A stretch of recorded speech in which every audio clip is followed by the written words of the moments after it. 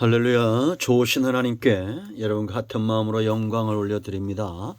오늘은 시편 161편부터 168편까지입니다. 먼저 기도하겠습니다. 영광과 감사를 우리 하나님께 올려드립니다.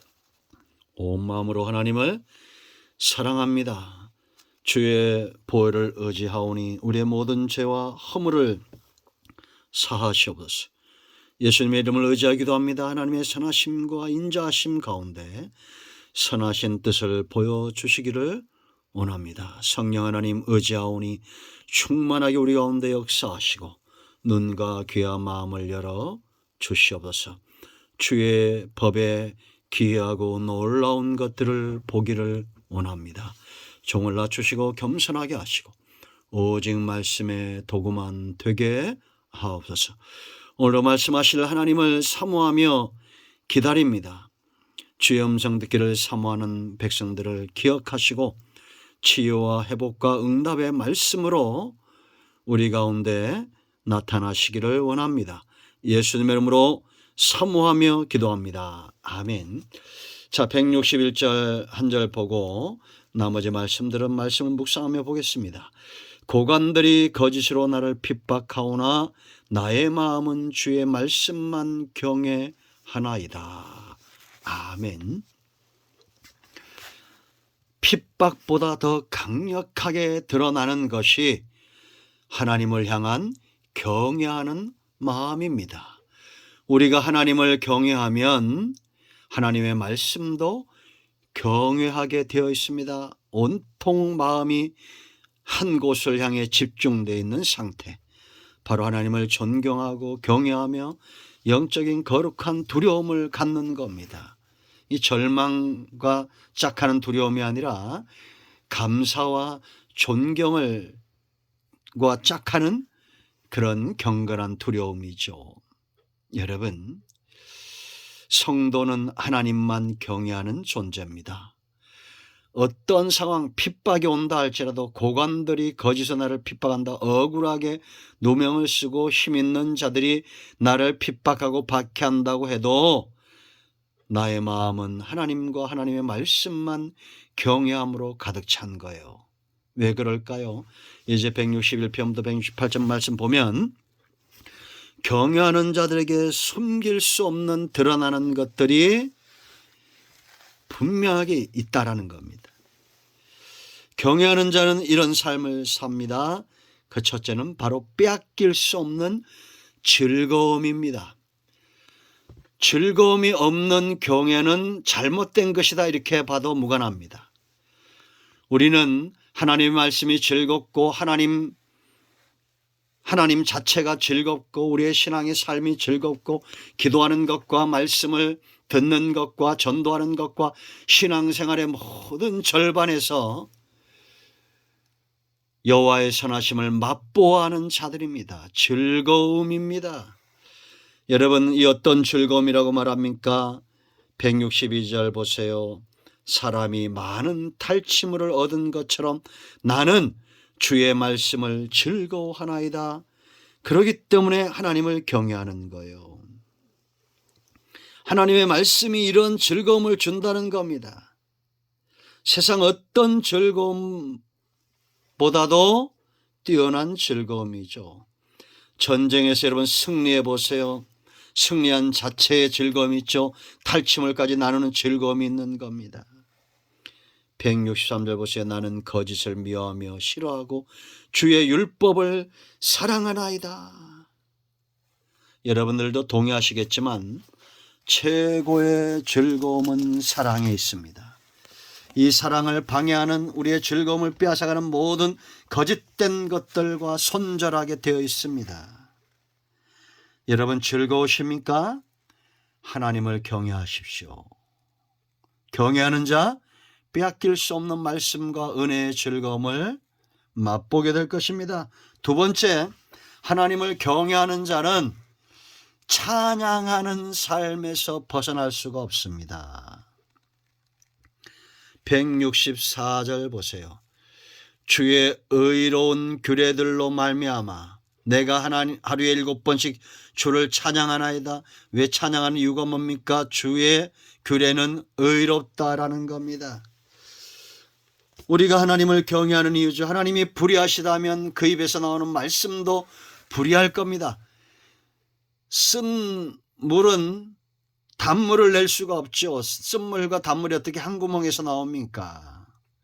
하나님은 의로우신 분이고 경외하기에 합당하신 분이고 하루에 7번 찬양한다는 찬양의 삶을 산다는 것이죠.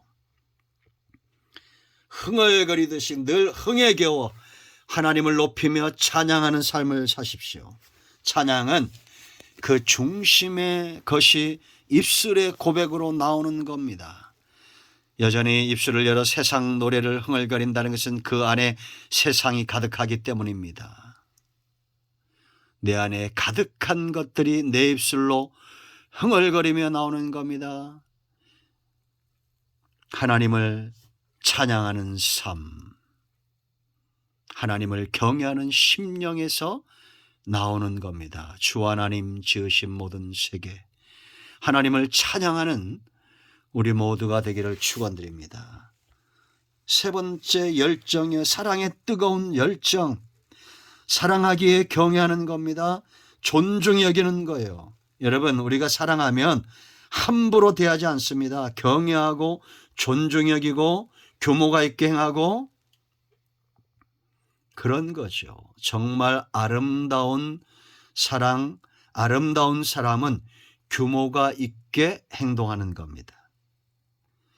우리가 말 한마디 할 때도 행동 하나 할 때도 항상 하나님을 사랑하는 자로서의 행함이 필요하죠. 왕과 왕비는 그 자리가 그들의 삶을 권위 있게 하고 규모 있게 만듭니다. 천박하게 행동하지 않죠. 우리가 하나님을 사랑한다면 하나님을 경외함으로 우리의 삶을 나타내야 됩니다. 165절 보세요. 주의 법을 사랑하는 자에게는 뭐요? 큰 평안이 있다. 하나님을 사랑한다는 것은 하나님을 가까이하고 하나님을 경외하고 하나님을 존경하는 자에게는 평안이 없고 이 하나님과 하나 되기 때문에 그들에겐 장애물이 없어요. 이런 삶, 이런 축복을 맛본 자들은 열정적으로 하나님을 사랑하며 경외하게 되어 있습니다.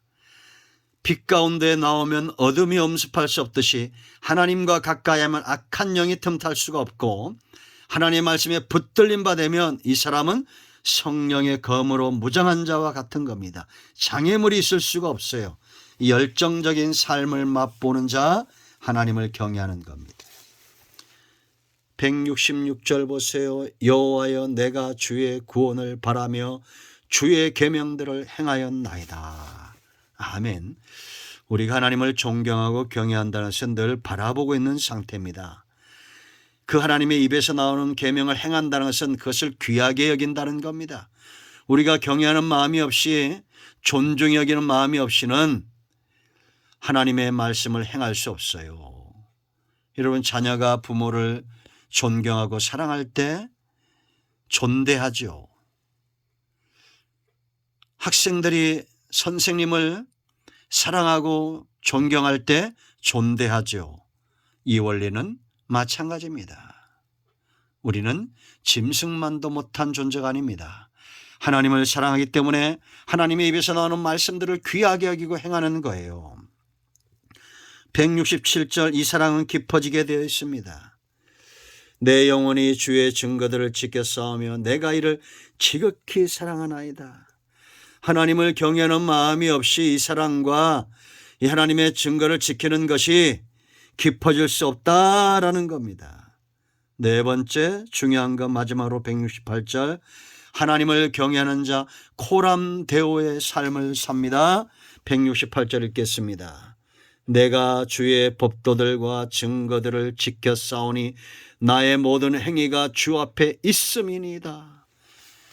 내 행위가 주 앞에 있다. 내가 주님 앞에 있다는 겁니다. 코람데오, 바로 요셉의 삶이죠.